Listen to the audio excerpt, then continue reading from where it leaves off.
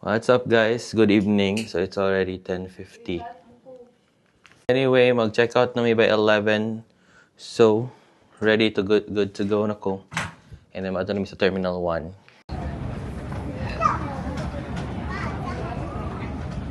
So, padulong ni Terminal 32 at D32. Ata.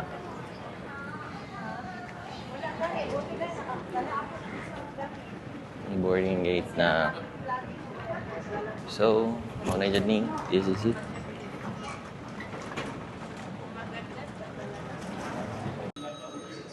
Okay. So, it's currently 12:30. So, nanamiday sa boarding gate na mo. And boarding around 12:40 siguro. This is it. 20 taon.